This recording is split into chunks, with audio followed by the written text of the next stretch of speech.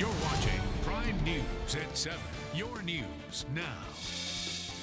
Welcome back, everyone. November is National Adoption Month. That's why the Chambliss Center for Children thinks it's a great time to talk more about the foster care process.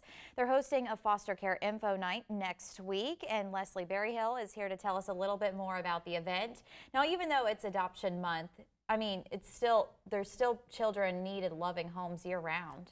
Yes, definitely. And this month is specifically focusing on adoption through foster care, with really even a more particular focus on older youth, but we have all kinds of opportunities for fostering. And this event is on Tuesday, November 14th, and it's really an opportunity for people to come and get a little more information about fostering. They watch a short film about fostering and the life of a foster child, and hear from some of our current foster parents, the real stories, the good, the bad, and the ugly. It's not all sunshine, but it's helping children who've really experienced a lot of trauma and giving them a good home. And something like this is very important because you were telling me earlier it's a very long process, which makes sense. This is a life-changing event.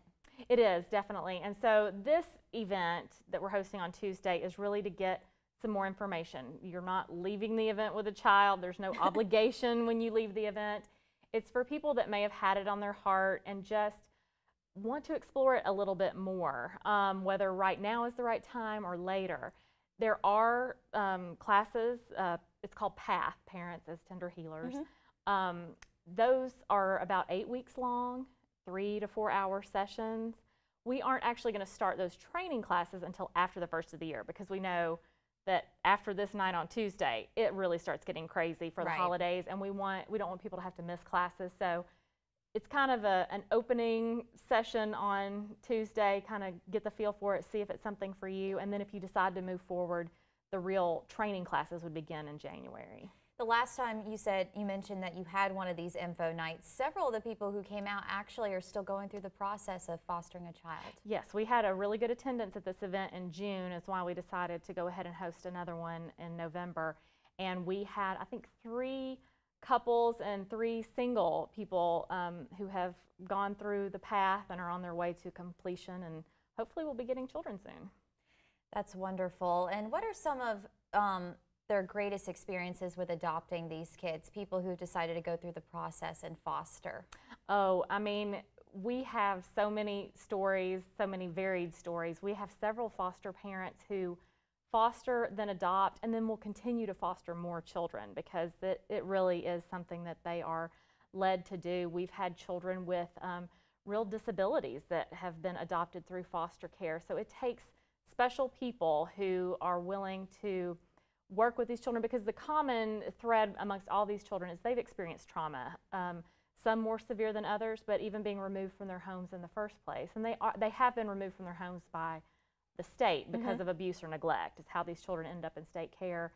So there's trauma just even leaving the home, and some have pretty severe cases. So we have very therapeutic families and homes that foster and love. And with our fostering, the ultimate goal is to reunify them with family, with either their biological parents or someone they're related to. But about 20% of the time, that is not the case, and that's where adoption. We want them to find forever families, and so about 20% do end up becoming available for adoption.